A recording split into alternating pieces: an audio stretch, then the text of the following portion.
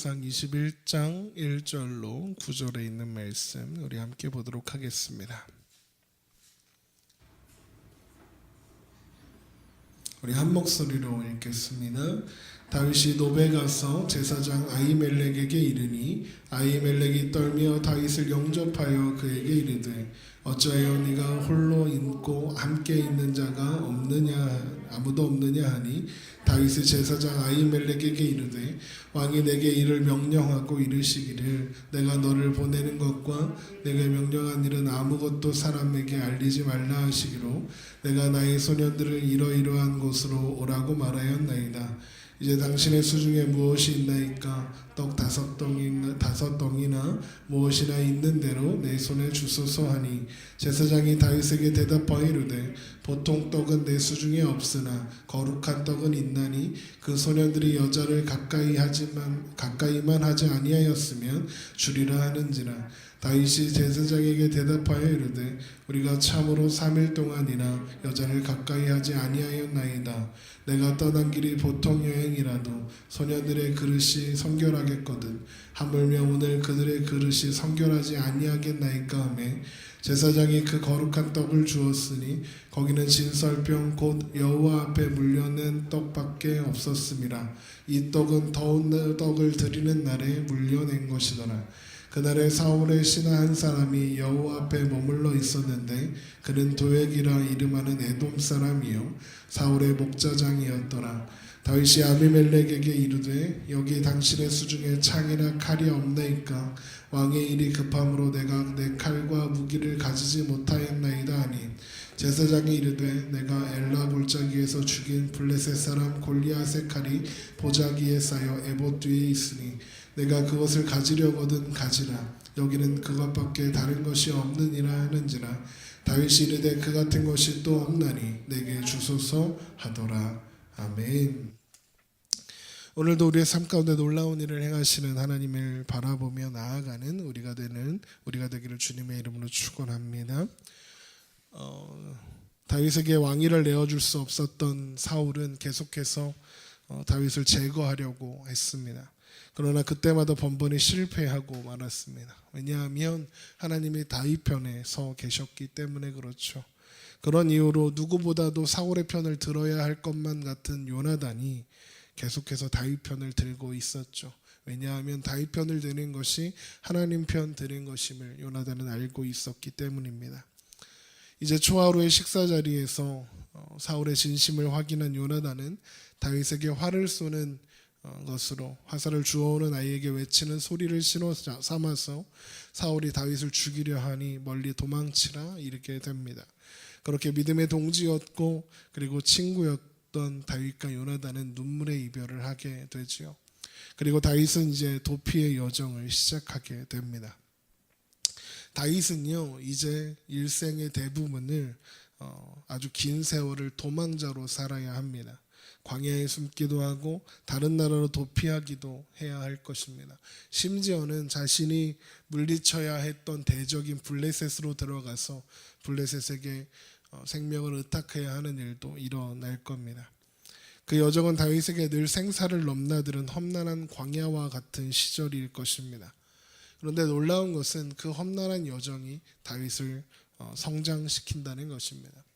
우리가 대표적으로 알고 있는 요셉이라는 사람이 노예로 팔려가고 억울하게 감옥에도 갇혔지만 하나님께서 그 모든 사건들을 통해서 요셉을 한 나라의 통치자로 만들어내셨다는 것을 우리가 알고 있습니다. 다윗 또한 그 광야의 험난한 여정들을 통해서 다윗을 만들어가고 계신 것입니다. 때로 우리의 삶 가운데 찾아오는 여러 가지 고난들이 우리를 힘겹게 하고 괴롭히고 있을 때가 있습니다. 그러나 그것들이 우리를 넘어뜨리려 함이 아니라 우리의 삶과 신앙을 성숙시키고 또 성장시키기 위한 그것을 위해서 허락된 훈련임을 기억하며 낙심하지 않고 능히 감당케 하시는 하나님 안에서 자라가는 우리가 되기를 주님의 이름으로 축원합니다. 그렇게 다윗이 도망가서 첫 번째 도착한 장소가 어디냐면 놉이라는 곳이었습니다. 놉은 사울의 집이 있었던 기브아에서 남동쪽으로 4km 떨어진 그런 곳에 있던 곳이라고 합니다. 이스라엘의 신앙의 중심지였던 실로가 이제 엘리 제사장이 죽고 새롭게 종교 중심지로 자리 잡게 된 곳이 노비라는 곳이었습니다. 그 노베는 대제사장 아히멜렉이 있었습니다. 우리 1절을 한번 보죠. 다윗이 노베 가서 제사장 아히멜렉에 이르니 아히멜렉이 떨며 다윗을 영접하여 그에게 이르되 어찌하여 내가 홀로 있고 함께하는 자가 아무도 없느냐 이렇게 묻습니다. 이 아히멜렉은 어떤 사람이냐면 아히두베의 아들입니다. 그리고 엘리의 아들 비느하스의 손자입니다. 그러니까 엘리 제사장의 후손이란 뜻이죠. 엘리 제사장의 후손이란 말을 들으면 여러분 이 제사장 아히멜렉이 그렇게 끝이 좋지 않겠구나라고 예상하실 수 있어야 합니다. 왜냐하면 엘리의 범죄로 인해서 엘리 집안에 내려진 하나님의 저주가 있었거든요. 사무엘상 2장에 보라 내가 내 팔과 내 조상의 집에 팔을 끊어 내 집에 노인이 하나도 없게 하는 날이 이를지라. 이스라엘의 모든 복을 내리는 중에 너는 내 처소에 환난을 볼 것이요 내 집에 영원토록 노인이 없을 것이며 내 제단에서 내가 끊어버리지는 아니할 내 사람이 내 눈을 쇠잔하게 하고 내 마음을 슬프게 할 것이요 내 집에서 출산되는 모든 자가 젊어서 죽으리라. 이런 저주가 있었습니다. 하나님의 심판이죠. 이 말은 엘리의 후손들이 제사장으로서 그 역할들을 계속 감당하게 될 것이지만 그 집에서 나는 모든 아들들이 젊어서 죽을 거랍니다. 노인이 집안에 없을 것이다. 이렇게 말씀하신 거죠. 실제로 아히멜렉은요 다윗이 다녀간 지 얼마 되지 않아서 다윗을 추격해온 사울에 의해서 죽게 됩니다. 물론 이 학살은 사울의 죄학살을 잘 보여주는 장면이죠. 그러나 그렇게 하나님께서 엘리 집안에 내리신 심판이 이루어지고 있는 것이기도 합니다. 그래서 아히멜렉이 다윗을 두려워 떨며 맞이했다라고 오늘 1절에 말하고 있는 겁니다. 아히멜렉이 다윗을 만나는 걸 왜 두려워했을까? 그것은 다윗을 만났다가 사울의 미움을 받을까 두려웠기 때문입니다. 다윗이 공적인 임무로 왔다면 혼자 왔을 리 없겠죠. 왜냐하면 하나님의 군대가 출전을 할 때 성소에 들러서 하나님께 예배드리고 하는 일들이 빈번했거든요. 그러니까 다윗은 항상 자신을 따르는 군사들과 그 성소에 함께 와서 아히멜렉 제사장과 함께 예배를 드리고 그들을 성경케 한 후에 전쟁터로 갔을 것입니다. 그런데 지금 다윗이 혼자 나타난 거예요. 그러니까 지금 아히멜렉도 알고 있을 거 아니에요. 사울과 다윗 사이가 별로 좋지 않다는 것을. 그러니까 다윗이 혼자 나타난 걸 보니까 뭔가 틀어져서 이런 거 아니야? 라고 의심하고 그래서 두려워하고 있는 겁니다. 그러니까 혼자 온 게 염려스러운 거예요. 그래서 왜 혼자 왔냐고 물었죠. 그러니까 다윗이 비밀 명령을 받고 와서 혼자 온 거다. 은밀하게 움직이고 있는 중이라 이렇게 둘러대게 됩니다. 그러니까 거짓말한 거죠. 그러면서 말하기를 먹을 걸 좀 달라고 합니다. 아마도 지금 다윗이 급히 도망치느냐 밥을 먹고 이런 시간이 없었을 것이고 또 멀지 않은 이 성소에 오는 놉까지 오는 시간 속에서도 뭐 먹을 걸 챙길 여력이 없었을 겁니다. 그러니까 배가 고팠겠죠. 그런데 마침 아히멜렉에게 인사를 하는 중에 아히멜렉 뒤에 놓여있는 떡 그릇이 보인 겁니다.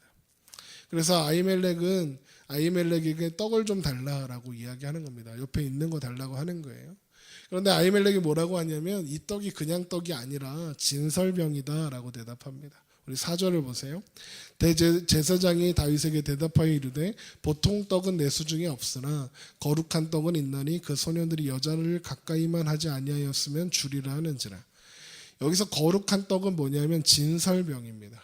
밑에서도 나오지만 6절에서도 나오지만 이 성막 안에 있는 상 위에 올려놓는 12개의 떡을 의미합니다. 그게 진설병이에요. 떡이 12개인 것은 이스라엘의 12지파를 상징하는 거고요. 이 진설병은 안식일마다 새로 구워서 교체하도록 되어 있습니다. 그래서 6절에 더운 떡을 드리는 날에 물려낸 것이다 라는 말씀이 있는 거예요. 안식일입니다.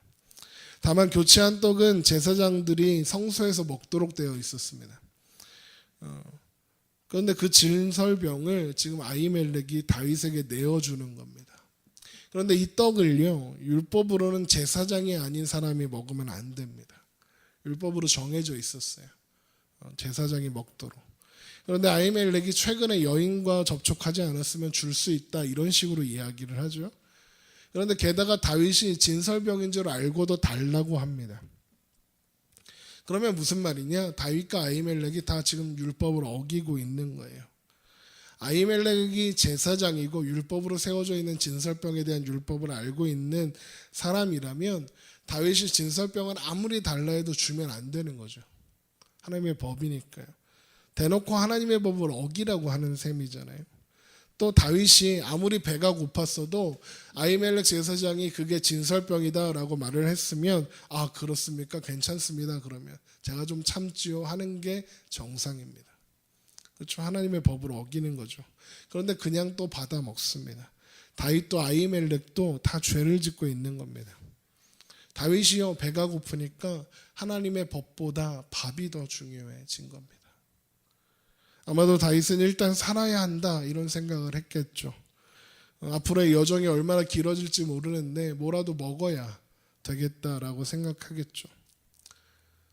하나님의 법보다 밥이 더 중요해진 이 다윗의 모습은 이후에 다윗이 어떻게 살아갈지에 대한 모습들을 보여주는 것 같기도 합니다. 그런데 희한하게 성경이요, 다윗이 이런 행동에 대해서 아무 말도 하지 않습니다. 하나님이 이것을 문제 삼지 않으시는 것처럼 보입니다. 생각해보면 엘리와 엘리의 두 아들 홈니와 비느하스가 하나님의 법을 어겼을 때 그 집안에 대대로 저주를 내렸던 일을 우리가 기억합니다.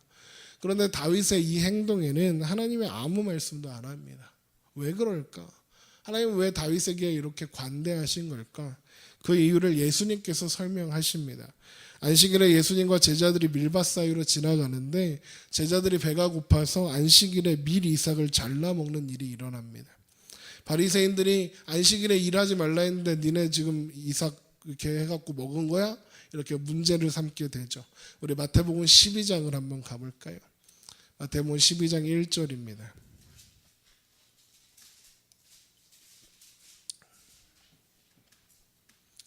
마태복음 12장 1절부터 8절까지 있는 말씀 한번 보도록 하겠습니다.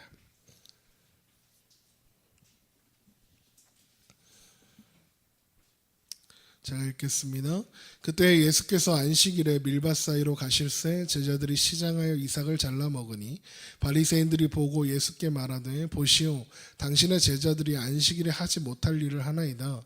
예수께서 이르시되 다윗이 자기와 그 함께한 자들이 시장할 때에 한 일을 읽지 못하였느냐? 그가 하나님의 전에 들어가서 제사장 외에는 자기나 그 함께한 자들이 먹어서는 안 되는 진설병을 먹지 아니하였느냐? 또 안식일에 제사장들이 성전 안에서 안식을 범하여도 죄가 없음을 너희가 율법에서 읽지 못하였느냐? 내가 너희에게 이르노니 성전보다 더 큰 이가 여기 있느니라. 나는 자비를 원하고 제사를 원하지 아니하노라 하신 뜻을 너희가 알았더라면 무죄한 자를 정죄하지 아니하였으리라. 인자는 안식일의 주인이라 하시니라. 아멘. 다윗을 그렇게 봐주는 이유가 뭐냐면 나는 자비를 원하고 제사를 원하지 않기 때문이랍니다. 이 말씀을 호세아서 6장 6절에 나는 인애를 원하고 제사를 원하지 아니하며 번제보다 하나님 아는 것을 원하노라 하신 말씀을 예수님께서 인용하는 대목입니다.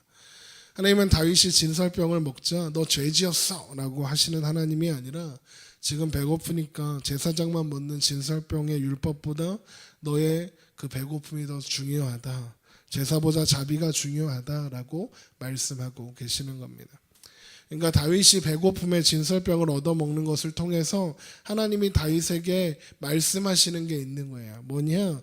다윗의 삶이 하나님의 은혜, 하나님의 자비 안에 있다고 말씀하시는 거예요. 다윗이 진설병을 먹었는데도 하나님이 그냥 내버려 두시는 것은 너의 삶이 은혜 안에 있단다라고 말씀하시는 거죠. 그리고 다윗의 모든 생애와 모든 사건들이 하나님이 은혜 안에 부르신 하나님의 자녀들을 어떻게 보호하시고 인도하시는가 하는 증거가 됩니다. 다윗에게 함께 하신 하나님이 우리와 함께 하시는 거예요. 다윗이 먹은 진설병에는 또 이런 이미 그런 의미가 담겨 있었어요. 왜냐하면 하나님께서 12개의 떡을 만들어서 성막 안에 두라 하신 이유가 뭐냐면 하나님의 은혜를 기억하라 이런 뜻이었거든요. 사람이 삶에서 가장 중요한 게 뭐죠? 먹는 겁니다. 안 먹으면 죽습니다. 그렇죠? 오죽하면 요즘 아이들이 쓰는 말 중에 먹을 거 사주는 사람이 제일 좋은 사람 이렇게 하잖아요. 그런 말이 유행할 정도입니다. 이스라엘 백성들도 맨날 하나님 앞에 불평불만 했던 이유가 뭡니까? 배고프다고, 마실 거 없다고 하나님 앞에 불평불만 했습니다. 그 불평불만 할 때마다 이스라엘 백성들이 하나님한테 혼나죠. 왜 혼날까요? 이스라엘을 인도하시고 먹이시는 분, 책임지시는 분이 하나님이시다라를 이스라엘 백성들이 자꾸 까먹으니까 혼나는 거예요. 그래서 하나님은 성막에 진설병을 놓아서 하나님께서 자기 백성을 먹이신다는 것을 기억하게 하시려는 거예요. 하나님께서 자기 백성 먹이신다는 것은 다른 말로 책임진다는 말이에요. 어떤 남자가 사랑하는 여인에게 결혼하자 하면서 야 나랑 같이 살자, 내가 너 먹고 사는 거 책임질게, 이 말이 함께하는 삶 전체를 책임지고 함께 가겠다는 뜻이지 밥 먹는 것만 해결해 주겠다는 뜻은 아니잖아요. 진설병은 하나님께서 자기 백성들에게 나랑 같이 살자, 내가 먹고 사는 거 책임질게 말씀하시는 거예요. 또 진설병에는 이런 의미도 있습니다. 사람이 떡을 먹어야 살 수 있죠. 밥을 먹어야 삽니다. 진설병이 왜 안식일마다 교체되나요? 그러면 시간이 지나면 상하기 때문에 그렇습니다. 사람이요 떡을 먹어야 사는데 그 떡은 쉽게 상하고 썩기 마련입니다. 썩기 쉬운 그 떡을 먹는 사람도요 결국에는 죽고 썩어질 수밖에 없는 존재입니다. 아무리 잘났다고 자랑하는 사람도 똑같이 죽고 똑같이 썩어집니다. 단 한 사람도 예외는 있을 수 없습니다. 그리고 인간은 계속 먹어야 합니다. 먹어도 자고 일어나면 또 배고픈 게 인생입니다. 그런데 그 썩어지는 세상에서 썩지 않는 세상, 변하지 않는 존재가 될 수 있는 길이 있답니다. 영원히 배고프지 않을 방법이 있답니다. 우리 요한복음 6장에 한번 가보세요. 요한복음 6장 26절입니다.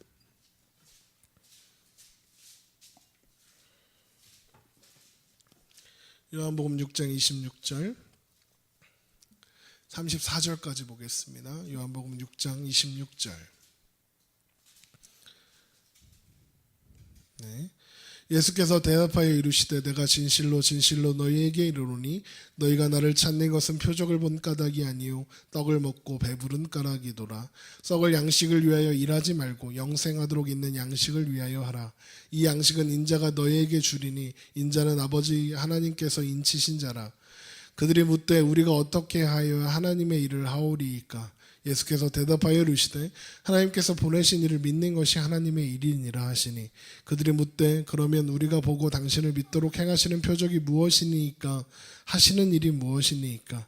기록된 바 하늘에서 그들에게 떡을 주어 먹게 하였다 함과 같이 우리 조상들은 광야에서 만나를 먹었나이다.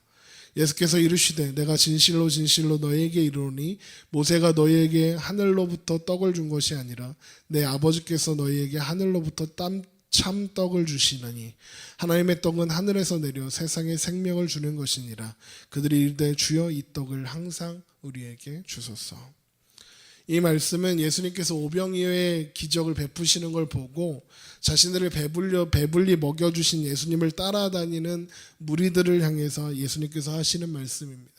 예수님께서 하시는 말씀은 잠깐 배불리는 양식, 그러나 결국 먹고 죽어갈 수밖에 없는 그 양식 말고 영생하도록 주는 양식이 있다는 겁니다. 그 양식이 하늘에서 내려주시는 하나님의 떡이랍니다. 그러니까 백성들이 뭐랍니까? 그 떡을 우리에게 항상 달라고 합니다. 아까 진설병의 의미가 뭐라고 말씀드렸습니까? 하나님께서 자기 백성들을 먹이신다 이런 의미라고 했잖아요. 이제 영생하도록 주시는 양식의 모형인 셈입니다. 영생하도록 하는 양식을 달라는 사람들에게 예수님께서 뭐라 하십니까? 35절 보세요. 예수께서 이르시되 나는 생명의 떡이니 내게 오는 자는 결코 줄이지 아니할 터이요 나를 믿는 자는 영원히 목마르지 아니하리라. 예수님이 생명의 떡이시랍니다. 예수님 믿는 것이 그 생명의 떡을 먹는 것이다 말씀하십니다. 그래서 진설병을 통해서 하나님께서 이스라엘 백성들에게 나랑 같이 살자, 내가 먹고 사는 거 책임질게 하신 말씀이 예수 그리스도를 통하여 우리에게도 그대로 주어지게 되는 겁니다. 그리고 우리에게 말씀하시는 거예요. 그러므로 염려하여 이르기를 무엇을 먹을까, 무엇을 입을까, 무엇을 마실까 하지 말라. 이는 다 이방인들이 구하는 것이라. 너희 하늘 아버지께서 이 모든 것이 너희에게 있어야 할 줄을 아시느니라. 그런즉 너희는 먼저 그의 나라와 그의 의를 구하라. 그리하면 이 모든 것을 너희에게 더하시리라. 그 말씀이 우리 가운데 있는 겁니다. 다윗을 인도하시고 보호하시고 책임지시는 하나님께서 나도 우리도 책임지신다. 그 말씀인 겁니다. 그래서 하나님이 다윗이 진설병을 먹은 일로 인해서 책망하지 않으시는 겁니다. 우리의 삶에 하나님의 동일한 은혜와 자비가 있다는 것을 여러분 기억하시기 바랍니다. 그래서 받은 은혜를 누릴 뿐만 아니라 우리가 만나는 이웃들과도 나눌 수 있기를 소망합니다. 내가 가지고 있는 신앙의 기준으로 남을 정죄하고 심판하는 것이 아니라 나도 은혜 받은 존재, 그리고 계속 은혜 안에 살고 은혜 받으며 살아야 하는 존재, 너도 그런 존재. 그래서 그 사람의 허물을 책망하고 지적하고 그래서 벌 주려고 심판하려고 하는 것이 아니라 하나님의 마음으로 이해하고 품어주고 서로를 살필 수 있는 그런 여유가 우리 신앙인들 가운데 있어야 하는 거예요. 신앙의 잣대를 세워놓고 싸우는 것, 이래라 저래라 하는 것 옳지 않다는 겁니다. 물론 우리는 그리스도 안에서 정성한 분량까지 자라가야 하죠. 그러나 그 가운데 내가 가진 신앙의 기준이 전부인 것처럼 진설병 먹으면 지옥 가 이렇게 생각하는 것처럼 하지 말라는 겁니다. 은혜를 받았으니 은혜 안에 있는 사람답게 살라. 다윗을 통해서 말씀하시는 겁니다. 자, 이제 배를 채울 수 있게 된 다윗이요, 그 다음에 찾는 것이 무엇입니까? 칼을 찾습니다. 우리 사무엘상으로 돌아오셔서 사무엘상 21장 8절을 한번 보겠습니다. 사무엘상 21장 8절. 사무엘상 21장 8절을 다시 봅니다. 다윗이 아히멜렉에게 이르되 여기 당신의 수중에 창이나 칼이 없나이까? 왕의 일이 급함으로 내가 내 칼과 무기를 가지지 못하였나이다. 그랬더니 아히멜렉이 꺼내놓는 게 뭐냐면 골리앗의 칼입니다. 우리 9절 보세요. 제사장이 이르되 네가 엘라 골짜기에서 죽인 블레셋 사람 골리앗의 칼이 보자기에 쌓여 에봇 뒤에 있으니 내가 그것을 가지려거든 가지라. 여기는 그것밖에 다른 것이 없느니라 하는지라. 다윗이 이르되 그 같은 것이 또 없나니 내게 주소서. 보세요. 다윗이 이런 말을 하죠. 그 같은 것이 또 없나니 내게 주소서. 딱 좋다, 딱 마음에 든다 이런 뜻이죠. 그걸 보면 좀 이상합니다. 다윗이 이제까지 보였던 태도와는 너무 다른 태도예요. 골리앗의 칼이 어떤 칼입니까? 다윗이 아직 어릴 때에 믿음으로 골리앗을 쓰러뜨린 후에 골리앗의 목을 베었던 칼이 골리앗의 칼입니다. 다윗이 칼이 없었습니다. 칼이 없어서 골리앗을 넘어뜨린 다음에 그 목을 베기 위해서 한 일이 뭐냐? 골리앗이 차고 있는 칼을 꺼내서 그것으로 골리앗의 목을 베었습니다.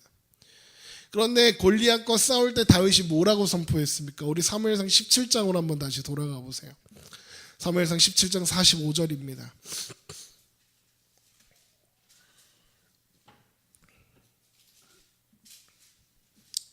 사무엘상 17장 45절 47절까지 보겠습니다. 다윗이 블레셋 사람에게 이르되 너는 칼과 창과 단창으로 내게 나아오거니와 나는 만군의 여호와의 이름 곧 내가 모욕하는 이스라엘 군대의 하나님의 이름으로 내게 가노라. 오늘 여호와께서 너를 내 손에 넘기시리니 내가 너를 쳐서 내 목을 베고 블레셋 군대의 시체를 오늘 공중의 새와 땅의 들짐승들에게 주어 온 땅으로 이스라엘의 하나님이 계신 줄 알게 하겠고 또 여호와의 구원하심이 칼과 창에 있지 아니함을 이 무리에게 알게 하리라. 전쟁은 여호와께 속한 것인즉 그가 너희를 우리 손에 넘기시리라. 보세요. 다윗이 뭐라고 합니까? 여호와의 구원이 칼과 창에 있지 않다. 이게 다윗의 중요한 신앙 고백입니다. 다윗이 골리앗을 칼로 쓰러뜨렸습니까? 물맷돌로 쓰러뜨렸습니다. 그런데 지금 그랬던 다윗이 골리앗의 칼을 그것보다 좋은 게 어디 있겠습니까? 하면서 챙기는 겁니다. 다윗은 이전에는 아무 의미 없었던 그 칼을 보고 좋아라 하는 겁니다. 어쩌면 이제 시작되는 이제 여기부터요, 이 순간부터 이상하게 다윗이 불신앙적인 모습들을 많이 보여줘요. 이상한 모습들, 사고 많이 쳐요. 이때부터 그 처절한 실패들의 시작이 어쩌면 그 칼을 챙기는 것부터가 아니었을까 생각하게 됩니다. 다윗이 어느 순간부터 칼을 의지하기 시작한 거예요. 하나님의 방법과 하나님의 인도하시면 충분하다고 고백했던 다윗입니다. 그래서 자신에게 있었던 수단과 방법들을 의지하지 않았던 다윗이에요. 그런데 광야 앞에서는 다윗이 성소에서 칼을 챙깁니다. 그 칼이 골리앗의 칼이랍니다. 이제 시작될 도피의 여정이 주는 그 부담감이 있었겠죠. 두려움도 있었겠죠. 자신을 죽이려고 쫓아오는 사울을 막기 위해서였을 수도 있겠죠. 그러나 다윗이 칼을 챙긴 순간 다윗은 무너지고 있는 겁니다. 하나님이 아니라 무기를, 하나님이 아니라 자신의 방법을, 하나님이 아니라 자신의 지혜를 의지하기 시작했던 시점, 바로 이 골리앗의 칼을 챙기는 때입니다. 여러분, 다행인 게 뭔지 아세요? 그럼에도 불구하고 하나님이 다윗을 버리지 않으신다는 겁니다. 다행인 겁니다. 하나님이 다윗을 만들어 가시기로 작정하셨기 때문입니다. 거기에는 실패가 있을 수 없습니다. 실패는 없습니다. 다윗이 이상한 짓을 하고 실수를 하고 실패를 하고 넘어지고 쓰러지고 막 난리가 나도 고치고 싸매고 하셔서 하나님께서 원하시는 자리까지 데려가실 겁니다. 다윗의 인생을 다윗이 책임지는 거였으면 진작에 끝날 거지만 다윗의 인생을 하나님이 책임지고 계시기에 하나님께서 원하시는 그 자리까지 다윗을 데려다 놓으실 겁니다. 그것은 다윗이 사고를 안 쳐도 실패해도 그대로 될 것입니다. 그래서 로마서 8장 28절에 우리가 알거니와 하나님을 사랑하는 자 곧 그의 뜻대로 부르심을 입은 자들에게는 모든 것이 합력하여 선을 이루느니라 말씀하신 겁니다. 제가 늘 말씀드리시지 여기에서 모든 것은 진짜 모든 겁니다. 잘하고 성공하고 신앙적으로 훌륭한 것만 아니라 우리의 실패, 실수, 좌절, 심지어는 사고 친 것까지 다 포함되는 겁니다. 하나님은 그 모든 것을 통해서 선을 이루어내시는, 하나님의 뜻을 이루어내고야 마시는 분이신 겁니다. 우리를 하나님 나라 백성 만드시고 우리를 그 모든 것을 통해서 키우시는 하나님이십니다. 그래서 너희 안에 착한 일을 시작하신 이가 그리스도 예수의 날까지 이루실 줄을 우리가 확신하노라 말씀하시는 겁니다. 여러분, 여러분의 삶이, 그리고 저의 삶이, 우리의 삶이 그 주권이 우리에게 있지 않고 하나님께 있음으로 인하여 감사하시는 여러분 되시길 주님의 이름으로 축원합니다. 우리가 책임지고 살았으면 벌써 망했을 인생입니다. 그런데 한 번도 하나님은 우리를 향한 사랑을 포기하지 않으셨습니다. 멈추지도 않으셨습니다. 우리를 향한 하나님의 손길이 단 한순간도 거두지 않으셨습니다. 우리의 삶을 돌아보면 내 마음대로 사는 것 같았으나 하나님의 주권 안에, 하나님의 큰 그림 안에 한 걸음 한 걸음 걸어온 순간들이었던 것입니다. 그래서 제가 늘 말씀드리는 것처럼 여러분, 하나님의 백성들의 시간 속에 우연은 없습니다. 하나님의 경륜으로 하나하나 이루어지는 과정입니다. 귀한 물건을 만드는 장인이 한 땀 한 땀 한 땀 자신의 작품을 만들어가는 것처럼 하나님께서 모든 순간들을 통해 한 땀 한 땀 우리를 만들어가고 계시는 겁니다. 그 작품이 바로 우리들인 거예요. 하나님은 온 천하 만물, 온 천하 우주 만물의 주인이시고 우리를 향한 계획과 목표를 가지고 오늘도 인도해 가시는 하나님, 그 하나님께서 인도해 가시는 오늘이기에 우리는 오늘을 포기하지 않고 책임 있게 살아갈 수 있는 겁니다. 어쩌면요, 우리의 오늘들은 늘 불안하고 두려울지도 모릅니다. 왜냐하면 내가 자꾸 실수해요. 자꾸 다윗처럼 칼을 챙기고 싶어요. 다윗처럼 자꾸 지혜를 짜내고 싶어요. 내 방법이 더 좋아 보여요. 내 마음의 소원이 다 해결되지도 않고요. 내가 하는 방법이 더 지혜로워 보여요. 그런데 그럼에도 불구하고 하나님께서 다윗의 삶 속에서 일하고 주관하시는 모습들을 우리가 바라봅니다. 그리고 동일하게 다윗의 삶을 인도하신 하나님께서 동일하게 우리의 삶을 인도하신다는 것을 우리가 이제 말씀을 통해 늘 확인하게 될 겁니다. 그러고 보면요, 다윗이 겪었던, 그래서 말씀 가운데 기록되어 있는 수많은 시행착오들이요, 우리를 위해서 겪어야 했던 시행착오들인 것 같아요. 왜냐하면 우리에게 확실한 증인으로 세워놓고 다윗을 봐라, 내가 만들어낸 사람이다, 그렇게 말씀하시려고. 그래서 다윗이 우리를 위해서 고생한 것 같아요. 다윗을 증인 삼아서 여러분, 우리의 삶에 찾아오는 수많은 광야들을 능히 견디기 원합니다. 그리고 또 다윗이 우리에게 증인되었던 것처럼 이제 우리로 인하여 만나게 되는 수많은 이웃들이, 그리고 믿음의 후배들이 우리를 바라보고 우리를 통해서 증인 삼아 하나님께서 하신 일들을 바라보고 하나님의 인도하심을 경험하고 살아가게 되는 일들이 일어나기를 소망합니다. 여러분, 하나님의 놀라우신 경륜 속에 우리의 삶이 있다는 사실을 기억하며 다윗과 함께 하신 하나님이 바로 지금 우리와 함께 하신다는 사실을 기억하며 믿음으로 나아가는 여러분 되시기를 주님의 이름으로 축원합니다. 기도하겠습니다.